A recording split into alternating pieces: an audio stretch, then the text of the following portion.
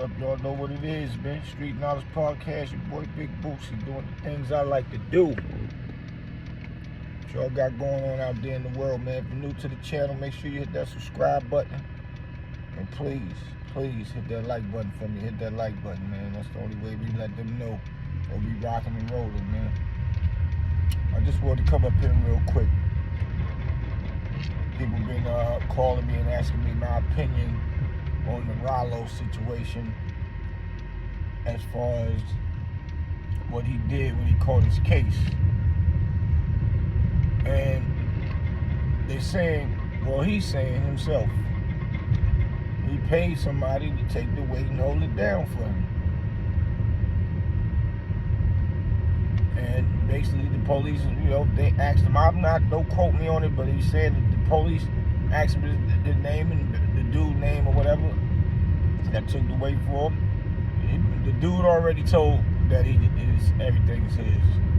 They already knew that was the plan to do so. So by him just saying, the man told you his name is so-and-so, so-and-so. And he told you it's his, I guess it's his. I don't know how it actually went.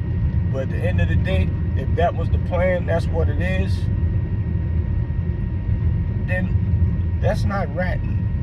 Ratting is when you tell on somebody that did a crime with you. Being an informant is setting people up for the police. They had a plan. Let me explain something to y'all. I went through the same thing years ago. It was 7 of us that got locked up. They wanted me. As we was locked up, we did the intake situation, seeing the doctor and all that. Now we upstairs watching TV. All of a sudden my team going down one by one, and they don't let nobody back upstairs. They bringing everybody downstairs one by one. It was because the police was looking for me, and they wanted to question all of them for what the situation was. And it ain't about no bragging. It was about some homicide stuff that really didn't have nothing to do with me at all. But this didn't even have nothing with the case of why we was in there. So they bring me down last. They holler at me, wasting my time and all that, wasted their time coming all the way upstate to come holler at me about something I had nothing to do with. But the case what we was in there for, it was time for us to go to court.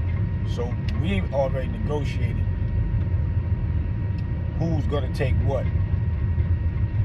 See, when you're out there in the main streets, see, a lot of these cats don't understand that type of hustle. There's no need for everybody to go to jail. That's what we learned growing up from the OGs. If everybody caught up, one person take the weight so everybody can go home, and y'all hold that one person down. Or even if it's 2 people, y'all hold that person down. My little homie, his name is Tech. And I hope Tech see this, because this is a true story. He moved somewhere in Greensboro, North Carolina with his family, but he was 15 at the time. He was the youngest out of all of us. And he told them that it was his stuff they found in the house. And he had telling his lawyer to tell, the prosecutors it was his stuff. The other people ain't had nothing to do with it. That's in here. Caused a big uproar in the courtroom. They took him in the back, in the judge's chambers, and kept telling him, well, you're young, and you're going to get a lot of time. If that's not yours, don't say that it's yours. And he still went on and was telling them it's his. Standing strong. It's his.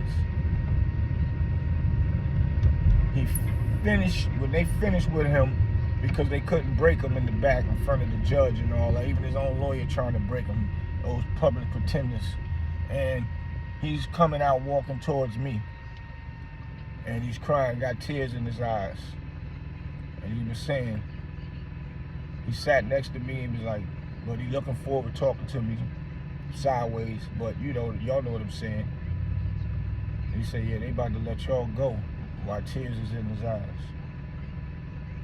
He was like, yeah, they was trying to make me say it, it wasn't mine, so all of us could still stand and sit here and be behind them bars. Once he said it was his in that courtroom, they tried to say it was something else that was in there that was found or thrown out of the window or something. But long story short, they let 6 of us go. They kept him. He had to stay in there. So what I did immediately, I got out of jail. I had a team of everybody hustling for me at the time. Now I had to go home, get my stash, get him a lawyer, pay the lawyer to put him on his case, and I had to get back out there in the streets and start pitching hand to hand to make sure he got commissary, to make sure he's straight up in there. Didn't have enough to get him bailed out. I'd rather get him a lawyer, and that's what we did. Got him a lawyer. He was in there a couple months. They gave him a plea of probation. He took probation and he came home. That's how we worked that. That's called teamwork. Nobody talking, nobody all over the place now because we all caught up, and they like a lot of these cats do. It's why the police like to gather up a bunch of young black men, because now it's a pattern now. You get a bunch of them together, somebody gonna start talking, if not all of them. And that's what goes on now.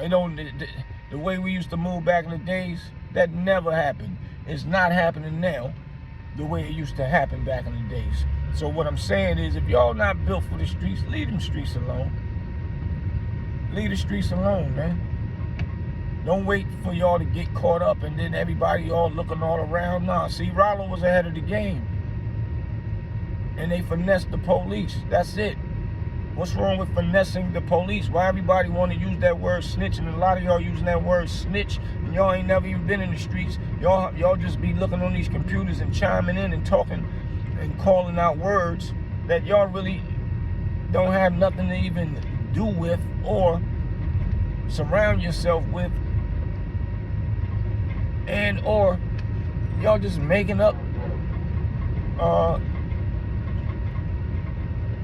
reasons to call a person a snitch or a rat, or you're moving the goalpost. That's not called moving the goalpost. That's called strategizing. That's called being a trooper. That's called being a soldier, knowing that you signed up for what you are doing right now. Anything liable to happen. Yep, the money is good, we having fun, but one day we might get caught up. So have your mental already ready for jail, and be prepared when you're a part of that type of movement, when you are in that world. And if you ain't prepared for that world, don't be having the fun and getting all the jury, riding the cars, getting the pretty girls, and that blind you to the fact that one day you might get caught. You can hustle forever, but it take them one time to catch you. Nobody knows nobody that got a track record of not being caught. Nobody's exempt. So just know and understand that one day, if you are making moves with a team and even on your own, well, you can't tell on nobody, but if you're on your own, but if you're with a team, y'all get a fundamental together, and if you know you can't handle it, don't be fronting for the team. What, we get caught, yeah, I'm gonna handle mine, this, that. As soon as you get in there, it's a whole nother thought process. Start getting quiet, not communicate with your team, because yeah, you already the one that's telling or ready to tell. But when y'all standing strong, oh yeah, all right, well, you know what you need to do, or he know what he need to do. Yep, let's make it happen. That's how you work your way out of jail, because that comes with when you're getting money hustling. Nothing is peaches and cream. Always know you will go to jail one day. It just happens. It's just a part of the game. And if you ain't a part of that going to jail game, and hopefully, you know, if people are smart, they're hustling and getting out of the game and leaving it alone and taking their money and opening up some kind of business or something. But most of all, just don't sell drugs. Leave it alone. Period. So in my opinion, that everybody keep calling and asking me, Ralo did not snitch on nobody. He paid somebody to do it. And, you know, sometimes you don't even have to pay your teammate. They just know that that's what it is. And like I said, when you get out, you hold them down. Make sure they good. Get them a lawyer. Get them bailed out if you can. Make sure they got money on their books. It's just still team working. That's it. And that's all he did. So that rat word, y'all keep throwing it out there loosely and trying to sound like y'all talk about something. Nah, that ain't how it goes. It's foolery talk what y'all doing. Bottom line. So yep, that's my opinion. That's my take on that. Your boy Big Bootsie, Street Knowledge Podcast. Like I said, if you're new to the channel, please subscribe. Please hit that like button. Please hit that like button. Appreciate all y'all staying supporting me, man. I'll be back on my set. I got some good things to talk about, man. Leave the game alone if you're not ready to play it, man. That's it. Your boy Big Bootsie, I'm out.